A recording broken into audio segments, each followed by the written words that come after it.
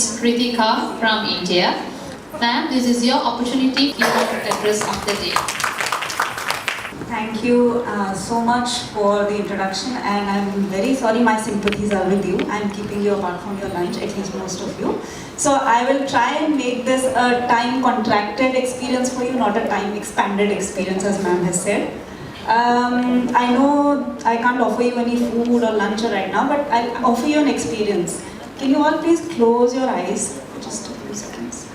Close your eyes and imagine that somebody has squeezed a tasty drop of lemon, lime on your tongue. Close your eyes, sir. You're not following the assignment. Imagine that somebody has poured a lime on your tongue. Did you all salivate? Open your eyes. Did you salivate? Okay, good. I just wanted to offer you lemonade. I didn't have it, so I thought I'll do it this way. Okay, let us get to the presentation. Unpacking effective personalized learning. So between yesterday and today, we have heard a lot about personalized learning. We should personalize the teaching experience or the learning experience for the student. But sometimes you might feel how to do it. What is the actual practical way to do it? And because I come from the technology background, I'll add the technology perspective. Of course, whatever you are doing in terms of worksheets, in terms of handheld manipulators, in terms of sand, writing on the sand, whatever you are doing is good. I'm adding one more perspective, which is using technology to deliver personalized learning. So can we go on the next slide, please? So there are a lot of misconceptions about personalized learning. So I thought I'll first remove those misconceptions. What personalized learning is not. It is not increased teacher workload. We don't want you to do more work. If there are 30 students, we don't want you to go home and prepare 30 worksheets for everyone. That is not the idea. Next.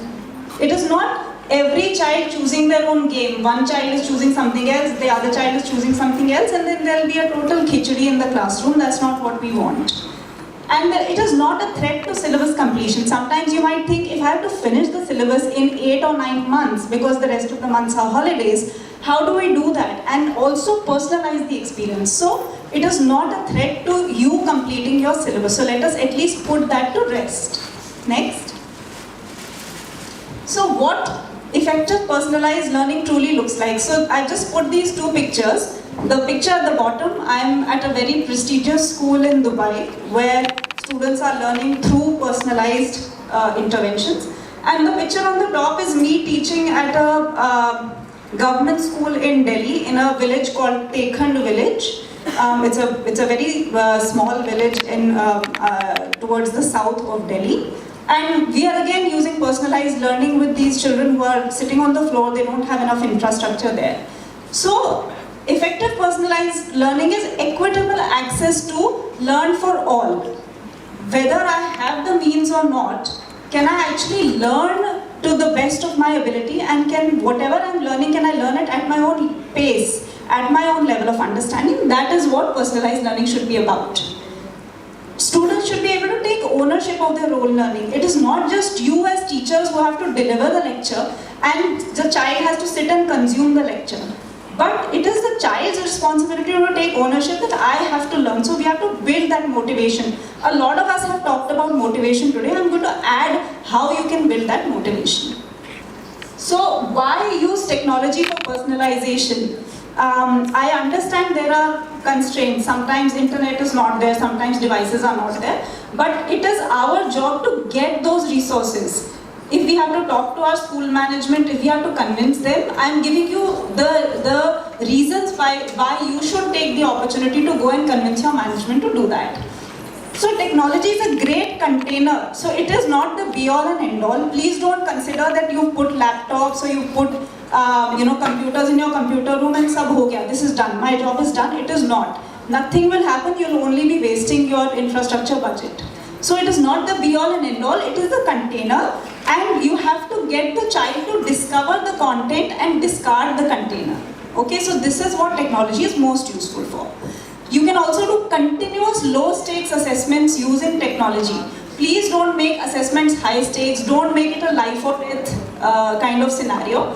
But if you're doing continuous evaluation throughout the year, that is all you need to understand your students better and your children better. And it talks to the 21st century learners. Our children are all born post Facebook, post Instagram, post Google. So we have to talk to them in their own language, in the language that they best understand. So what is mindful use of technology? This topic, this particular word, mindful, is very important. Technology is not going to solve all your problems, but if you know when to integrate it, once a week, let's say you have 7 periods of maths in the entire week, if 1 period a week you can use the technology to actually get the engagement higher, I think that will be very good in terms of a blended learning. Gamification is used to raise engagement. Do any of you play games, offline games in your class? The day you play a game and you said, come on students, today we'll play this game. Online games, children are fully engaged. Just use it mindfully, which means 20 minutes chunks. Don't give them the access to the game and say, do it for the next 1 hour, nothing will happen. So those are some mindful use of technology. Can we go to the next one? So how do we learn? Another very important thing, we were talking about learning to learn, but what really happens in our brain and how do we learn? So let's take an example. How many of you drive a car here? Drive a car. How many of you know how to ride a bicycle? Okay, quite a few people. So when the first time you learned how to ride a bicycle, it was very mechanical, no? मुझे यहाँ pedal पे पैर रखना है, I have to hold the handle like that, I have to steer it like that. It was very mechanical. But when you did it for 6 months, maybe a year, it became so easy for you because your muscle memory got built. So what happened was, riding the cycle, that information went from your front of the brain, your working memory, into your long-term memory. This is how you learn anything. The connections that get made in your brain that take information from the front of the memory, which is working memory, and it goes to the back of the brain, which is long-term memory. That's how you remember something. Which is why, as teachers, you keep saying, repeat, repeat, repeat, revise, revise, revise, do it again. The purpose of doing it again is so that you're building those synaptic connections in your brain, so that this information, your working memory, gets free for other things, and this riding the cycle or this multiplication table has gone to your long-term memory. So this is what we're trying to do through games-based learning. Next slide, please. I want to pick your brain a little bit and I want to play a game. Everybody has to be involved. You don't have to answer, just think of the answer in your mind. Next slide. We know the answer? Next slide. We know the answer? Next slide. Know the answer? Next slide. Fairly easy. Next slide. We know the answer? No answer? But thinking is there. But just look on the screen. What is happening in your brain right now? You're trying to solve, okay. Are you trying to retrieve something from your long-term memory? Are you trying to retrieve that whole idea of writing units place, tens place, or you're trying to think? I'll tell you what other things are happening. Your pupils are getting dilated. Your heart rate is increasing. No, that is happening.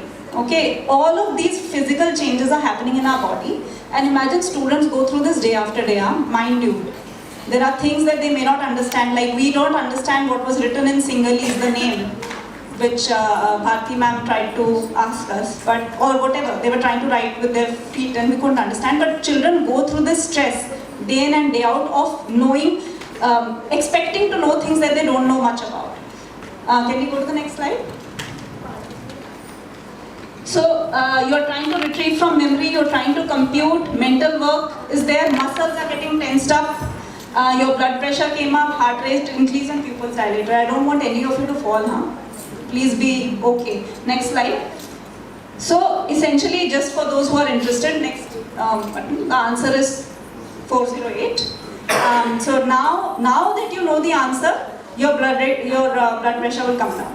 Your heart rate will return to normalcy, because this is naturally happening. You are not making it happen, but this is happening within your body in terms of its response of knowing something and not knowing something, retrieving information from your memory or not.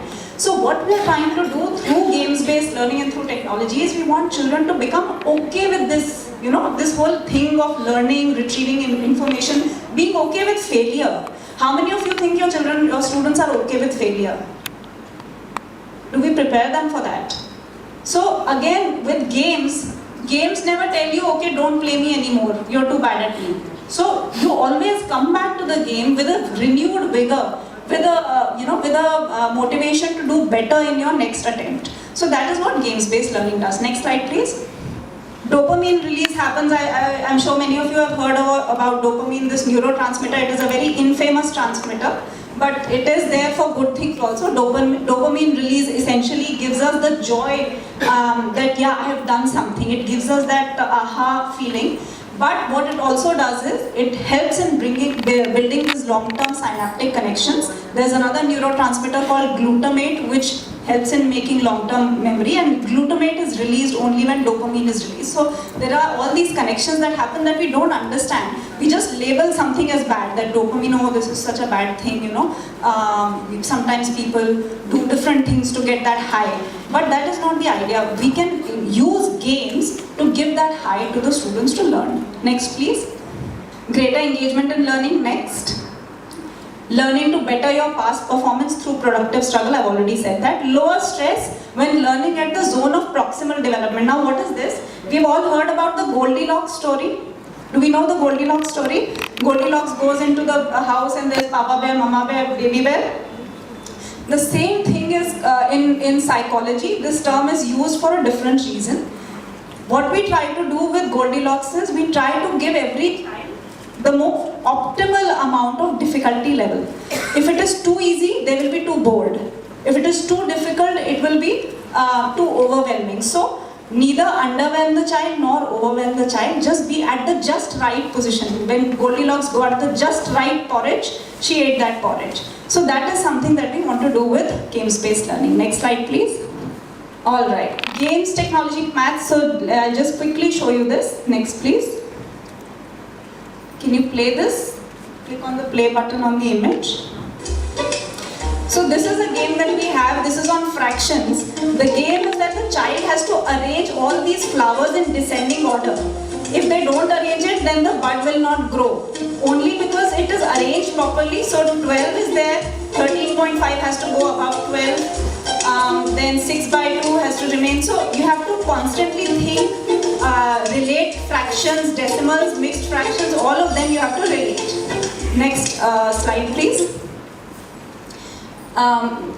So again, create a productive struggle, which means that every child should be working at their own level of understanding so that they can go to the next level, which is what I said is zone of proximal development.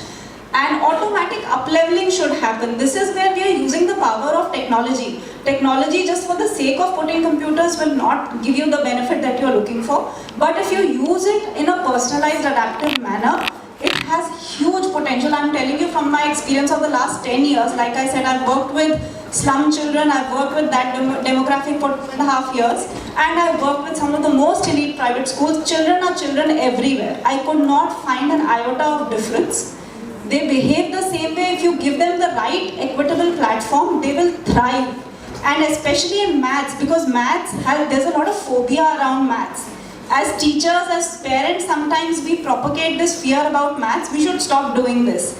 If from this session today, all of you that are sitting here, okay, let me ask this question first. How many of you here are math people? How many are math people? Okay, one math person in this entire room. This presentation will only be successful if you go back today thinking that you are all math people. We all use mathematics from the moment we get up in the morning, trying to calculate how much time we'll take in our bath, and then when will we reach. We are using it in every transaction. Whether we are looking at time, whether we are coming to the school, whether we are buying groceries, how can you say you're not math people? So please, if you are taking anything from my presentation, if you forget all of this, I have no problem. But please do not say that you're not math people.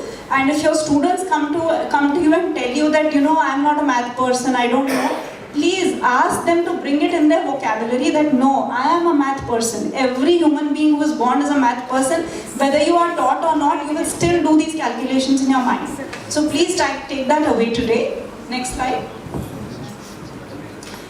This is another game. Can you play? Just quickly, I'll speak you through it. Now this is a different game where area and perimeter has to be calculated. So these are mummies, they have to escape this pyramid, and they can only escape if they are able to calculate this distance properly that they have to jump. And if they don't calculate it properly, then one of the mummy will die and the others' lives will continue, and so on and so forth. Next slide.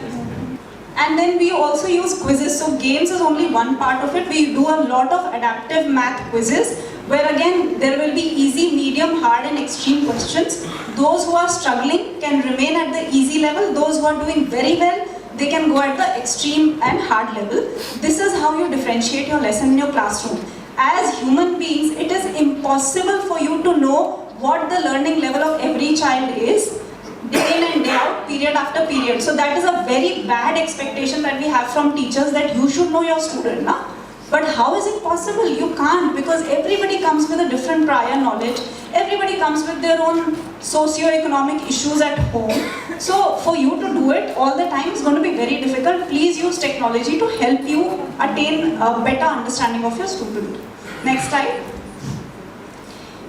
Okay, I don't want to do any summary. I just want to show you one quick video. Can you please play the video of the student? My name is Sumi Mishra. I study in class 6H in DL Devi Model School, Pitampura, ND Block. I didn't like maths before, and also I didn't like the video games. But after playing the game Manga High, I liked maths and my maths improved. I got very good marks in periodics and I got second rank in the final term examinations. So I want to share my experience that it is a very good game, and it gives us opportunity in improving our math skills, and we can also play it in a leisure time, because it will be beneficial for us in the leisure time. We can play games on it as if we want to entertain us, anyone, and we can.